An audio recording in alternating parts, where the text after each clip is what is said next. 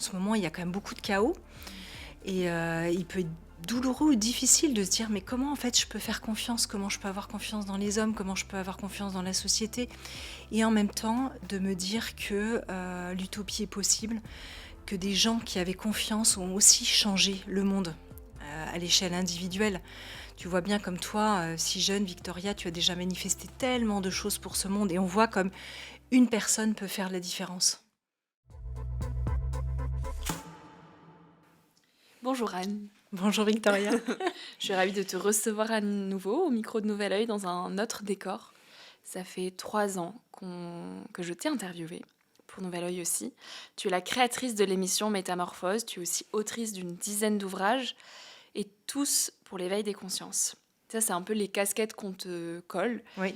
Mais est-ce que toi, tu pourrais te décrire sans filtre? C'est les casquettes que je me colle, mais que je me suis collée. Parce que finalement, on se colle aussi nous-mêmes des casquettes.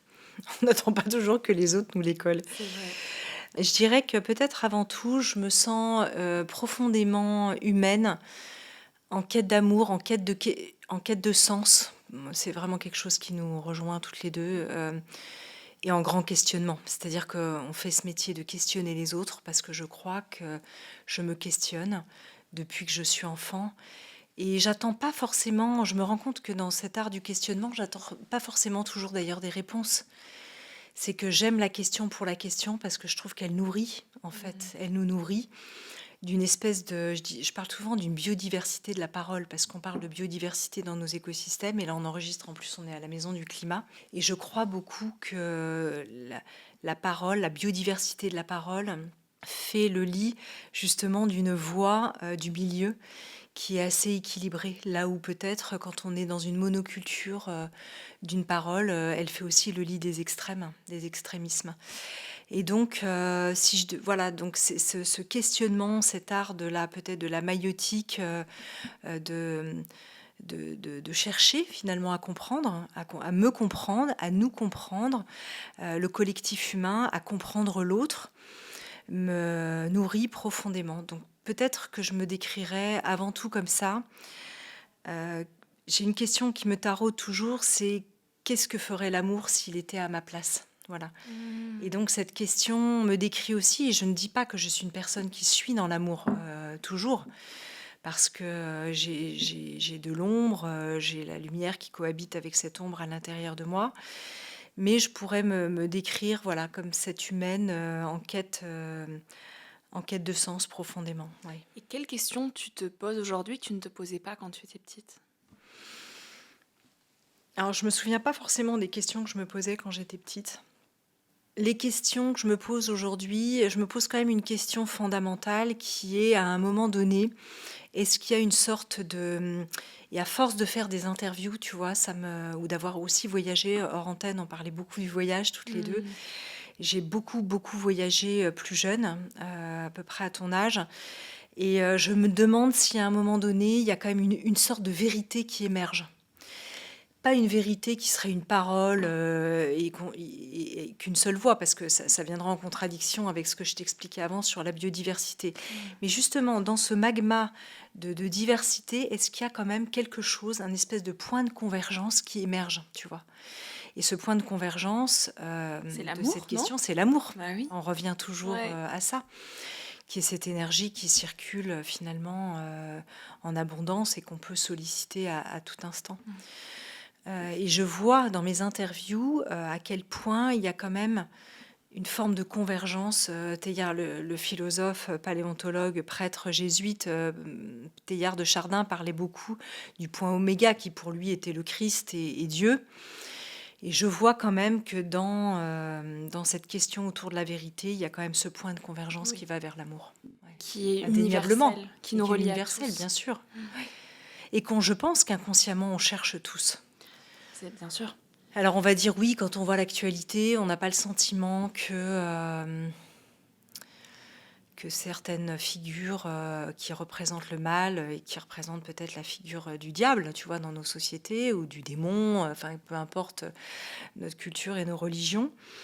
Mais peut-être qu'à l'intérieur de chacun, il y a quand même cette part intacte intouchable, même à son insu, qui est sa part divine et qui quand même est là, malgré tout, au-delà du monstre, tu vois. Et si certaines personnes agissent Ouais. comme ça aussi de manière mal pour nous, c'est aussi parce que peut-être que dans leur enfance, ils ont manqué d'amour, il y a eu d'éventuelles carences qui font que ça justifie pas leurs actes, mais ça peut du moins les expliquer. Les expliquer. Et si on est tous comblés d'amour, quelque part, on n'a plus besoin de rien d'autre que ça. Oui.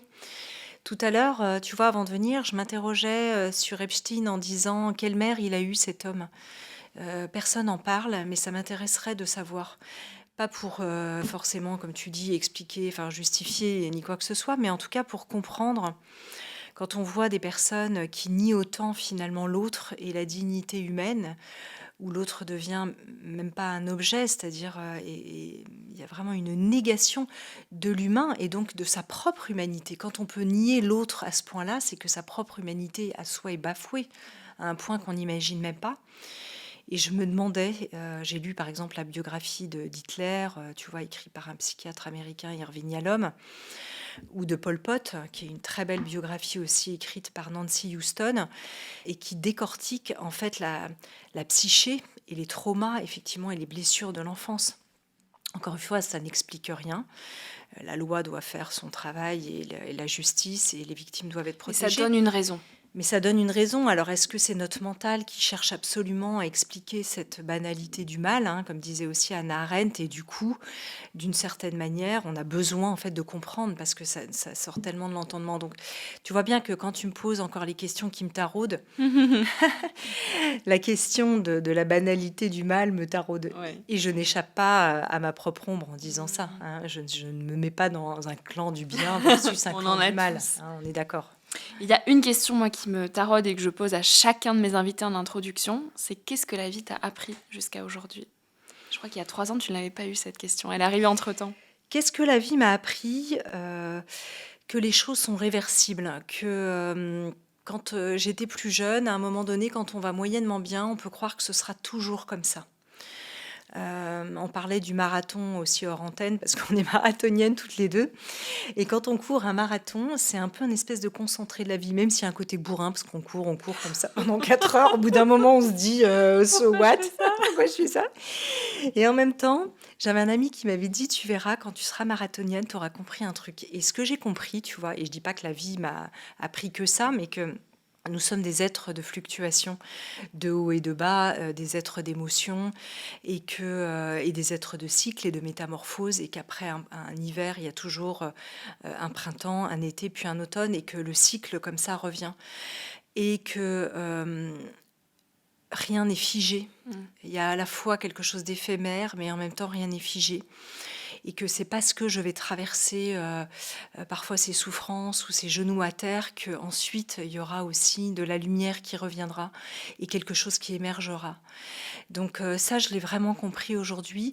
Et je fais peut-être moins attention à ces périodes de bas, tu vois, où il pouvait peut-être y avoir une crispation dans une envie vite d'en sortir pour retrouver la joie ou le high, ou tu vois, aller mieux. Donc il y a une forme de certaine sagesse, forcément, quand on a vécu un certain nombre d'étapes de vie, de se dire que la roue tourne, tu vois. La vie m'a appris ça. La vie aussi m'a appris à rester, à essayer de faire confiance au maximum. Ça, tu y arrives aujourd'hui, à faire confiance ? De se placer, en tout cas, ça demande un effort intellectuel, émotionnel. Parce que quand parfois, en ce moment, il y a quand même beaucoup de chaos, et il peut être douloureux ou difficile de se dire mais comment en fait je peux faire confiance, comment je peux avoir confiance dans les hommes, comment je peux avoir confiance dans la société, en la démocratie, etc., etc. Et en même temps de me dire que l'utopie est possible, que des gens qui avaient confiance ont aussi changé le monde à l'échelle individuelle. Tu vois bien comme toi, si jeune, Victoria, tu as déjà manifesté tellement de choses pour ce monde, et on voit comme une personne peut faire la différence. Donc j'ai appris ça aussi en chemin, mais plein d'autres choses. Et c'est des personnes et c'est des bribes de sagesse et des personnes aussi que tu mets en avant sur ton propre podcast qui s'appelle Métamorphose, que tu as lancé il y a 7 ans. Oui. Et ton intention... 8 ans même, maintenant. 8 ans déjà. Ouais. Et en fait, tu voulais offrir un lieu d'écoute et de respiration pour explorer l'éveil des consciences. Et aujourd'hui, ce podcast, il cumule 100 millions d'écoutes. Je crois qu'il a passé le cap là récemment. Et c'est devenu un des podcasts les plus écoutés en France. Mais au-delà de ça, ça dit quelque chose de nos besoins et de nos envies aussi. Qu'autant de personnes écoutent ces sujets en lien avec l'éveil des consciences. Pourquoi, selon toi, les questions en lien avec le bien-être, on peut parler aussi de spiritualité, de santé mentale, mais finalement de quête de sens, ça prend de plus en plus de place dans la vie de chacun. Qu'est-ce que ça veut dire ? Moi, j'ai le sentiment que c'est des questions qui ont toujours été essentielles pour l'humain, parce que l'humain est philosophe par nature, il cherche du sens et il a cette quête de sens profondément. Pourquoi je vis, pourquoi je meurs, en fait, c'est quand même la grande question existentialiste. Et peut-être qu'on avait moins d'espace qu'avant pour exprimer en fait ces questions-là, ces dernières années, ces dernières décennies. Dans toutes les cultures, les gens ont des religions, des croyances, des spiritualités. Ils vont dans des espaces où ils se retrouvent en fait autour de ces grandes questions-là. Et là, on le sait, dans nos sociétés occidentales, les religions ont un peu déserté l'espace public. Et donc, peut-être que les gens n'ont plus d'endroit, finalement, où s'exprimer, où poser ces questions, où se retrouver entre eux pour explorer ça. Alors que je crois que profondément, ce sont des questions qui habitent le cœur de l'homme. Quand les Grecs inventent la démocratie, je trouve que c'est ahurissant. C'est-à-dire que il y a des peuples qui se font la guerre. C'est toujours un tyran qui l'emporte sur un autre. Et puis d'un seul coup, on ne sait pas vraiment pourquoi, il y a cette idée de la démocratie qui naît. Alors c'est une démocratie qui est imparfaite parce que les femmes ne font pas partie de cette démocratie, les esclaves non plus. C'est une démocratie embryonnaire à ce moment-là à Athènes, mais quand même, à un moment donné, alors que c'est le chaos et les guerres, etc., on ne sait pas pourquoi cette idée naît, tu vois, à ce moment-là. Et donc on voit qu'il y a encore une fois quelque chose de très universel. Simplement, l'époque fait que peut-être il manquait de ces espaces-là, de ces questionnements-là, pour nous regrouper. Et donc ça se polarise. Le podcast, le médium, fait que d'un seul coup, il y a un écho en fait à cette quête profonde. Mais il y a quand même un attrait pour ces sujets-là de plus en plus prononcé. On le voit même... On va en librairie, on regarde la colonne de développement personnel. Il y a tellement de choix aujourd'hui qu'il n'y avait pas avant. À l'époque de Socrate, pour reprendre les Grecs, il y avait des écoles socratiques. Les gens allaient, en fait, tu vois, se poser ces questions-là. Puis, je pense aussi à Pythagore. Enfin, tous les philosophes, en fait, il y a eu des écoles de philosophie où les gens, n'importe qui, pouvaient, en fait, assister à ces écoles. Donc, est-ce que nous sommes, finalement, toi et moi, en train de réinventer simplement ces espaces-là ? C'est vrai. Je me pose la question, et puis forcément dans un monde en perte de sens, on voit bien qu'on est arrivé à un moment quand même de bascule. J'ai écrit un texte que probablement je publierai peut-être prochainement, ou qui sera peut-être déjà publié au moment où tu diffuseras cette émission, mais je me pose quand même cette grande question de l'apocalypse, au sens de la révélation, tu vois, de ce point de bascule, où à un moment donné, c'est tellement bas les masques dans ce qu'on est en train de vivre. Annick de Souzenel, que j'ai eu la chance d'interviewer à l'approche de ses 100 ans, elle a quitté maintenant ce monde, elle disait, est-ce qu'on vit les dernières contractions de l'accouchement, douloureuses, hein, avant une forme de révélation de cet apocalypse ? On a le sentiment qu'on est un peu dedans. Il nous est donné de voir, de manière très crue, l'ombre de l'humanité, et donc de nous positionner peut-être en sursaut en disant, que veut-on ? En tant que collectif humain, que cherche-t-on à expérimenter ? Moi, je me pose profondément la question. En fait, au bout du bout de ça, là, qu'est-ce qu'on cherche à aller voir ? On cherche à quoi avec le transhumanisme, l'homme bionique, etc. Qu'est-ce qu'on cherche ? On cherche en fait à se réinventer et donc à comprendre. On cherche à se dire, suis-je Dieu finalement ? Est-ce que je peux m'auto-engendrer ? Et donc, par ces questionnements paroxystique, parce qu'on y est quand même dans ces questionnements et dans l'horreur, de nous dire qu'est-ce qu'on veut du coup manifester ? Est-ce qu'on veut manifester l'amour ou est-ce qu'on veut aller là ? Est-ce qu'on veut manifester la lumière ou est-ce qu'on veut aller dans cette direction ? On ne peut plus dire on ne le savait pas. Tu vois, l'homme de Cro-Magnon, il savait pas ce qui se passait à côté, il n'en avait aucune idée. Là, maintenant, on a un point de vue méta, en fait, du sujet. Mais c'est pour ça aussi que tu poses la question du mystère et de la Oui, rencontre avec notre propre mystère. Et en ça, tu viens de publier Les souffles du silence aux éditions Erol. oui. C'est un recueil de poésie. Et tu invites à une rencontre essentielle qui est celle de notre propre mystère. Mm. Comment est-ce qu'on le rencontre, ce propre mystère, finalement? Ben, quand tu m'as posé la question, je me suis beaucoup interrogée sur la rencontre avec ce mystère parce que, comme il est un mystère, dès qu'on a le sentiment de s'en approcher, il nous échappe à nouveau, Mm. puisque par essence même, il est un mystère, c'est-à-dire qu'il est un espèce de saut de foi, c'est-à-dire ce que je ne comprends pas, mais en qui ou en quoi je peux peut-être avoir confiance. Euh, j'ai le sentiment, ou en tout cas peut-être une intuition profonde, que de même que l'autre reste un mystère pour nous, on se rend bien compte quand on chemine avec des personnes, que ce soit notre famille, des amis proches, par moments on se dit, mais tiens, je pensais bien connaître cette personne, en Oui. fait, ben, pas tant que ça. Et on s'aperçoit en effet miroir que nous sommes aussi un mystère pour nous-mêmes. À chaque instant, qui suis-je? Tiens, encore une grande question qui taraude l'humanité, qui suis-je? Quand on nous demande de nous définir en dehors de nos casquettes, on voit bien à quel point finalement On est désemparés. on est tellement de voix à l'intérieur de nous. Il y a des milliers de voix qui cherchent à s'exprimer. Certaines qu'on voit bien, qui sont des voix qui parlent facilement et habituellement, ou des comportements qui se manifestent, et puis d'autres qui nous habitent, qui nous échappent totalement.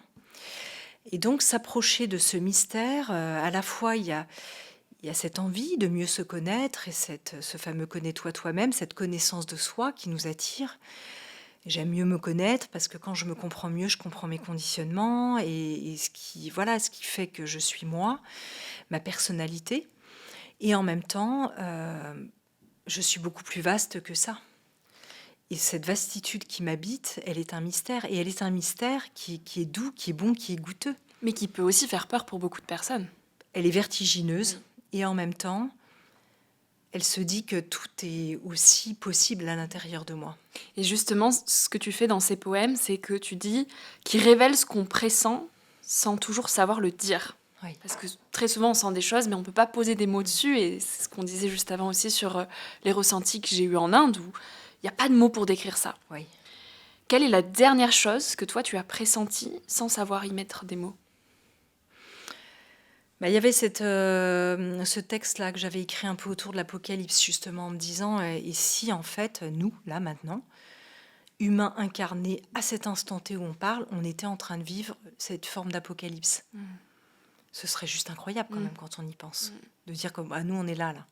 À la fois, c'est très prétentieux de se dire, bah, tiens, pourquoi nous sommes là à ce moment-là? Pourquoi nous? Pourquoi on n'était pas là il y a 100 ans? Et en même temps... Après, si pour les personnes qui croient à la réincarnation, bah, peut-être on se dit on est revenu faire quelque chose à ce moment-là. Toi qui reviens d'Inde, forcément, c'est des choses qui doivent se dire et se méditer et se réfléchir beaucoup là-bas. Tu vois pourquoi l'humanité est en train d'expérimenter ça en ce moment. Ta question, c'était... Quelle est la dernière chose finalement que tu Ouais. as pressentie sans savoir y mettre des mots pour l'expliquer? Quelque chose qui te dépasse, de plus grand que toi, où tu t'es dit waouh, là il se passe quelque chose et je peux pas l'exprimer. Je reviens un peu là-dessus, sur ce qu'on disait à l'instant, c'est-à-dire ce moment de bascule de l'humanité, à quel moment, et j'arrive pas bien encore à le nommer, il m'oblige. Il m'oblige à nouveau à me positionner, à dire ben non, je ne veux pas de ça, clairement, et à faire le choix. Eh ben, je fais le choix de l'amour et je le fais dans les plus petits riens. Quand je me dispute avec une collègue, eh ben, tant pis, je refais le choix de l'amour et je reviens en arrière, etc., pour essayer de faire ma part. Cette grande bascule, ce grand chaos, cette apocalypse, cette révélation, cette métamorphose, cette immense métamorphose de l'humanité qu'on ne peut plus nier, nous est donnée, nous oblige, et il y a presque, on ne peut plus dire, on ne savait pas, on ne peut plus fermer les yeux. Et donc, nous porte aussi vers l'action. Et l'action qui peut être l'action de la prière, l'action du recueillement, l'action d'aller marcher dans la nature. C'est pas forcément de devenir des militants, c'est pas ça que je suis en train de dire. Mais elle nous oblige en fait au retournement intérieur. Voilà. Et tu dis que finalement, c'est dans des espaces invisibles que naissent nos pensées les plus profondes. Comment est-ce que toi, tu laisses ton âme vagabonder dans un monde où on est rempli de sursollicitation quotidiennement? Je crois que nos pensées, ou en tout cas ce qu'on appelle aussi la conscience, tu sais, c'est un mot, c'est le mot, ou en tout cas le concept sur lequel aujourd'hui les philosophes et la science butent. Mm. On ne sait pas véritablement définir ce que c'est que la conscience aujourd'hui. Alors on en a des définitions évidemment, mais en réalité, justement, ça nous échappe complètement. Et finalement, on s'aperçoit que souvent, c'est pas nous qui sommes l'auteur en fait de ce qu'on écrit, de ce qu'on manifeste, de ce qu'on crée. Nous sommes quelque part possédés positivement par des idées, par des concepts, par des choses, par de la création. Et donc je crois que se laisser habiter à travers une forme peut-être de vagabondage de l'esprit, d'errance, de mise à disposition, comme si nous étions des sortes de réceptacles. Et quand on dit oui, ça peut s'incarner, ça peut se dire, ça peut se délivrer. Il y a quelque chose de cet ordre-là qui, à ce moment-là, coule à travers nous. Mais ce qui précède à ça, je trouve, est une forme de consentement intérieur, de oui. Oui, j'accueille que ça me dépasse, que ça me traverse. Quelqu'un m'a dit tout à l'heure, quelqu'un que j'ai interviewé, il m'a dit « Je crois que tu n'as pas conscience de l'importance de qui tu es. »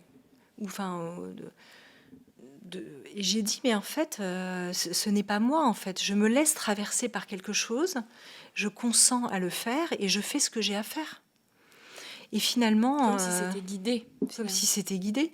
Moi, alors oui, ça s'incarne dans une personne qui a des caractéristiques, des qualités qui font que du coup ça rend la chose possible. Mais en tant que telle, et peut-être que si on fonctionnait plus comme ça, en ouverture, je crois profondément que les artistes en fait font ça. Ils sont habités par quelque chose de plus grand qui fait que ça coule et que Quand je c'est vois drôle. quelqu'un comme Mathieu Chédid sur scène, je me dis, par exemple, je l'ai vu il n'y a pas longtemps à Bercy pour la Momalie, c'est peut-être le jaune et qui m'y fait penser avec leur totem jaune. Je me dis, c'est pas possible, ils sont complètement habités et traversés par autre chose. Et j'ai interviewé justement Julia Carninon, qui est Oui. autrice, et elle disait, elle écrit souvent sur des plages horaires de 3 heures. Oui. Et elle disait, il y a un petit laps de temps avant que vraiment j'arrive à toucher à cette chose qui me dépasse et où presque j'écris, mais je suis plus vraiment là physiquement, quoi. Oui. C'est autre chose qui écrit. Et j'ai trouvé ça très intéressant. Et finalement, c'est un peu ce qui habite tous les artistes et ceux qui font des grandes œuvres universelles, c'est que quelque chose de plus grand les a guidés à les écrire, quoi. Se laisser traverser. Se laisser traverser. Mais En ça fait, peut ce être serait ça. vertigineux, encore une fois, parce que on perd le contrôle. On perd le contrôle Bien de ce sûr. qui se passe. Oui. Pour le mental et pour l'ego, c'est vrai que c'est pas du tout confortable. Alors ça dépend des situations. Parce que quand ça coule de source, et là je suis en train de lire un livre sur Mozart par exemple, c'est vrai que certains sont traversés comme ça par une œuvre tout petit. Hein. C'est prodigieux, c'est presque miraculeux on va dire. Comment un enfant de 5 ans comme ça peut avoir une sorte de science infuse? On peut pas l'expliquer. C'est voilà, c'est ça. Donc il y a cette errance, ce vagabondage. C'est vraiment comment je peux ouvrir des espaces. Et c'est vraiment très simple. En fait, il n'y a pas besoin de faire des salamalecs forcément autour Comment de est-ce ça. que tu ouvres ces espaces-là, toi, quotidiennement? Simplement, il y a des moments où je consens à laisser ce qui est. Voilà. Et donc, je me mets vraiment dans cette posture émotionnelle, mentale, en disant, je sais que je ne sais rien, je m'incline face au mystère et ce qui doit m'habiter, que ce qui doit m'habiter me traverse, tout simplement. Et puis que ça œuvre à travers moi, alors je ne sais pas, parfois ça fait rien, hein, il se passe rien. Tu dis dans les souffles du silence, il faut du courage pour rester paisible, ou peut-être même de la rage. Ouais. En quoi la paisibilité, elle requiert du courage? Parce que parfois, je ressens bien, comme par rapport à mes conditionnements, où Il y a des choses qui me font, tu vois, c'est le red button, quoi. On appuie sur un bouton rouge et puis, il y a le il y a le pilote automatique, je suis activée émotionnellement et je me dis que, ben, c'est aussi, alors je dis pas qu'il y a pas de colère saine et qu'il faut pas exprimer parce que l'idée c'était pas de ne pas réfréner ses émotions et tout ça, mais il y a des moments, de se dire, «Oui, je peux, être en mode action-réaction» ou je peux aussi, et je pense que c'est une forme de courage, me dire: «Non, je ne vais pas, réagir avec mon système automatique» et ça demande du courage, aussi une forme de volonté de résister, en fait, aussi à ça. Et pourquoi la rage, parfois? Parce que ça nous coûte et parce que ça rime. Mmh. Courage, rage, c'était pour Ouais, le c'est ça. poème. Finalement, tous ces poèmes, ils sont l'expression d'une nécessité, celle d'habiter poétiquement le monde. Heu, En quoi est-ce qu'aujourd'hui c'est nécessaire d'habiter poétiquement le monde? La poésie, nous invite à faire ce pas de côté, de l'être Mmh. forcément et de notre intériorité, hem et de pouvoir, peut-être, regarder le monde d'une autre manière. Habiter poétiquement le monde, c'est aussi, se dire à chaque instant: «Oui, j'aurais pu passer à côté, mais si jamais je m'arrêtais et que je regardais autrement, qu'est-ce que ça ferait?» Au lieu de tout le temps, être dans le tunnel, en venant ici, il y avait un homme sur une, bouche de chaleur là, à moitié, déshabillé, tout le monde passait à côté. Je me dis: «Ben non quoi, comment je peux, moi aussi passer à côté?» Je sais pas si c'est une façon d'habiter poétiquement le monde ou simplement d'essayer d'être humain et de se dire, «Bah, là, tant pis, je prends 2 minutes, qu'est-ce que je peux faire?» Mmh. Vite fait quoi, même si j'avais rendez-vous avec toi. Mmh. Donc habiter la poésie en fait, on a vu des grands résistants qui étaient poètes, on pense à René Char, les poètes en fait, disent, du vivant, ils disent aussi de ce qui n'est pas acceptable, ils disent de la douleur, ils disent de la beauté, ils disent de la mélancolie et en fait, la poésie dit tous nos mots et nos émotions et donc habiter poétiquement le monde, c'est aussi continuer à ressentir, tu vois? La poésie, mais finalement toute forme d'art aussi, on y Oui. revient on y revient. Chaque forme d'art est une forme de résistance quelque part. Oui, certainement. De résistance et aussi de vie. Je pense que l'art, mais très simple, ça peut être de chanter en famille, la joie, tu vois? Tu disais qu'en Inde, il y a cette, joie qui habite à travers aussi les couleurs des vêtements. Tout ça, je trouve que c'est une forme de poésie du vivant Mmh. et c'est peut-être, la poésie peut être un synonyme du mot vie ou du mot amour, en réalité. Simplement, elle met des mots, sur tout ça. Ce qui est drôle, c'est que justement ton recueil de poésie, tu le dédies à la vie. Oui. C'est quoi pour toi la vie, finalement? Alors, à la fois, elle est un mystère, à nouveau, parce que finalement, c'est quoi la vie? Tiens, quand on se pose vraiment la question, Ben non, ça on ne sait pas grand-chose. on se dit, tiens, pourquoi?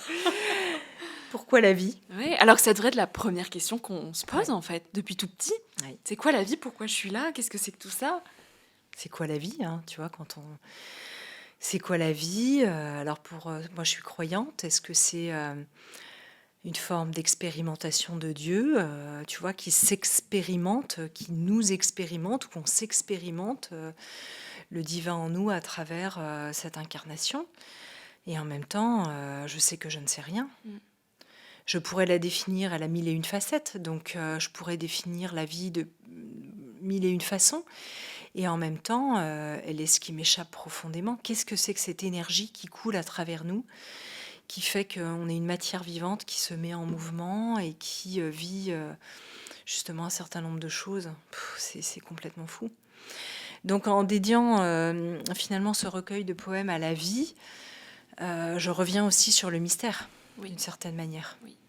et à l'amour et à l'énergie et à l'énergie. Il y a qu'est-ce qui nous tient?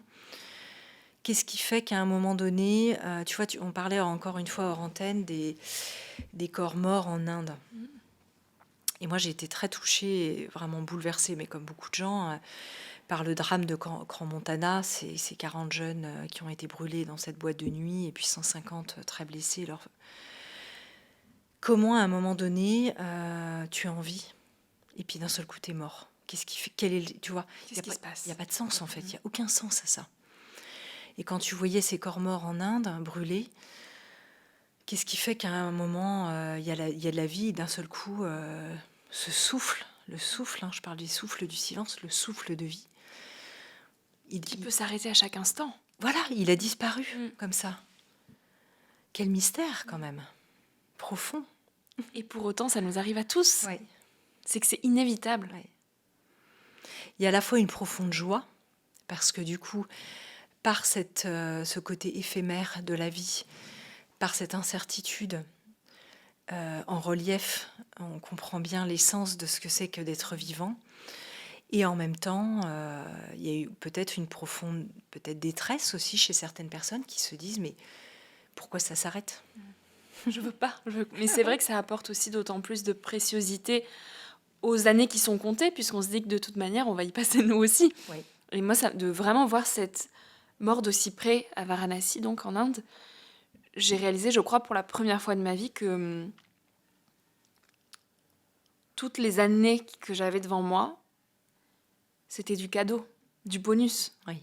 Et que donc, il n'y avait aucune raison que je ne m'autorise pas à vivre encore plus de folie, à oser encore plus de choses, et à me débarrasser de toutes ces peurs, finalement, qui nous empêchent. Et j'ai d'autant plus pris conscience d'à quel point, surtout en revenant en France, on était tous un peu emprisonnés dans des schémas qui nous limitaient, finalement, des croyances limitantes, des peurs plus ou moins fondées, qui font qu'on vit de manière très petite, en fait, et qu'on s'ouvre pas à quelque chose de plus grand parce on préfère tout garder sous le coude, quoi. Oui. Est-ce que toi, il y a quelque chose qui te fait profondément peur aujourd'hui?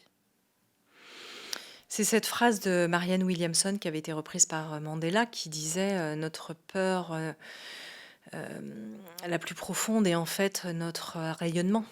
Ce qu'on pourrait exprimer justement de plus brillant, mais pas de plus brillant au sens de la reconnaissance, de plus brillant au sens de l'exploration de notre être profond, peut-être de notre plus haute créativité, de la plus haute conscience de nous-mêmes, en fait.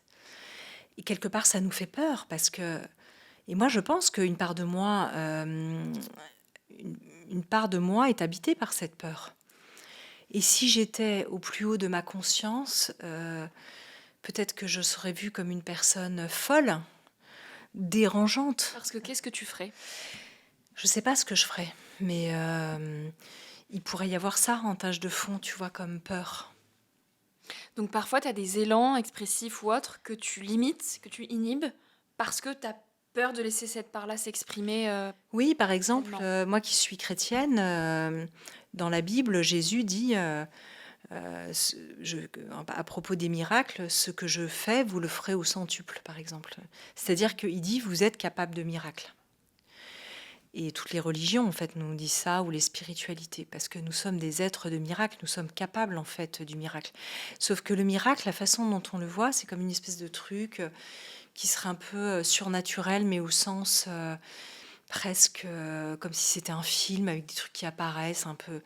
Alors qu'en fait, le miracle, il peut être quotidien, il peut être dans les petites choses et il est à notre portée.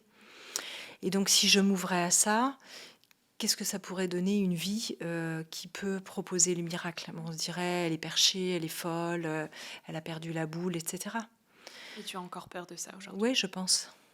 Je pense que chez moi en tant que femme et chez nous en tant que collectif féminin, on est habité par ces sorcières de Salem qui ont été brûlées pour leurs idées, de femmes puissantes, mais pas puissantes au sens de femmes qui cherchent à avoir du pouvoir pour écraser les autres. C'est simplement s'ouvrir à notre plus grande puissance, pour le meilleur, pour nous-mêmes et pour le collectif, en fait. C'est ça que ça nous dit, je pense. Est-ce que tu te sens à ta place aujourd'hui? Oui et non. Une part de moi est à sa place en ce moment.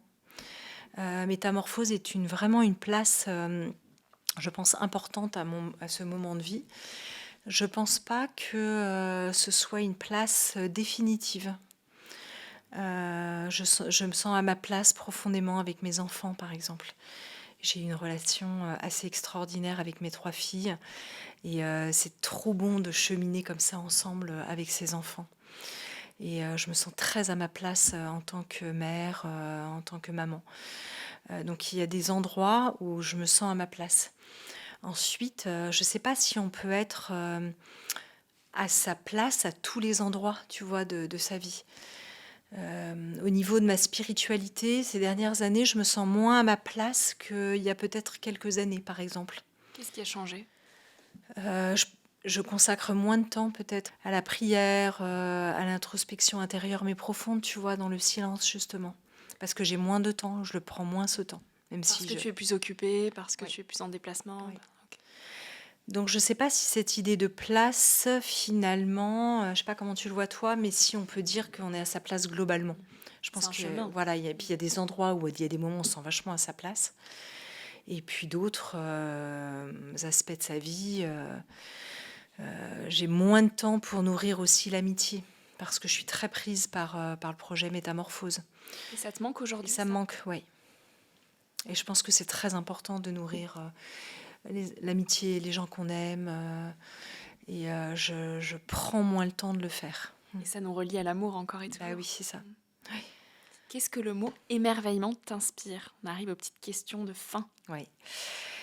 Le mot émerveillement, ça revient à ce qu'on disait sur la poésie tout à l'heure, c'est cette capacité à faire ce pas de côté en permanence et à regarder, écouter, ressentir et ne jamais oublier.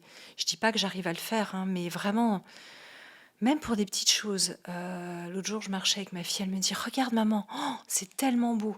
On était... voilà, elle voyait un paysage et d'un seul coup, ça a été comme un cri du cœur, tu sais, avec la mâchoire presque qui descend tellement on est pris, saisi.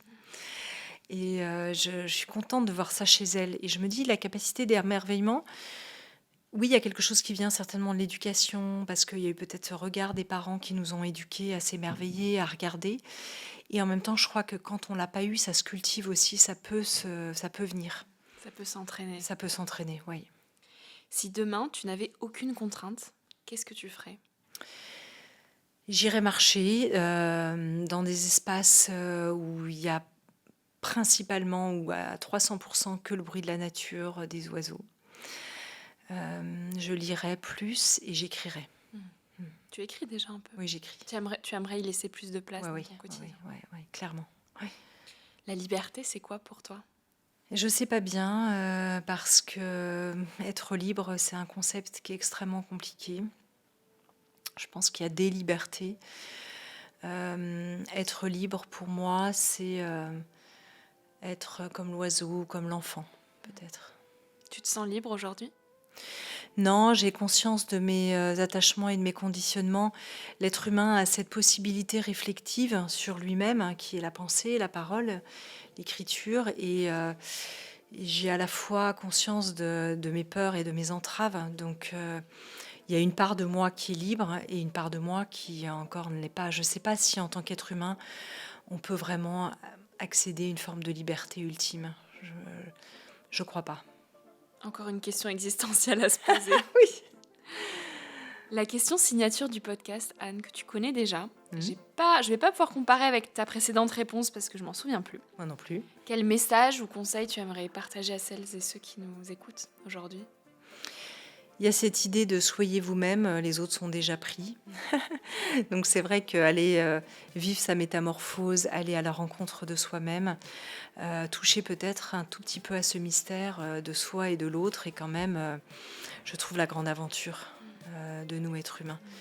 Et ça permet aussi peut-être de toucher à une plus grande paix intérieure qui permet aussi de porter ça pour les autres, pour le collectif. Oui. Merci beaucoup Anne pour Merci. ces partages, c'est génial. Merci Victoria. Merci à toi pour ton écoute jusqu'ici. Si ce moment t'a plu et que tu penses que cet épisode pourrait faire du bien à d'autres personnes, tu peux le partager à qui en aurait besoin. Laisser quelques étoiles et un commentaire ou en faire une story sur Instagram en identifiant Nouvel Oeil. On peut aussi se retrouver sur Substack, j'ai écrit une newsletter, 1, 2, 3 soleil. J'y dépose des mots sur ce qui fait nos vies pour tenter de partager autant d'amour que de bribes d'inspiration.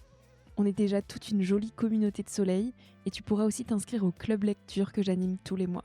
Je te mets tous les liens dans la barre d'infos. Voilà, Merci pour tout.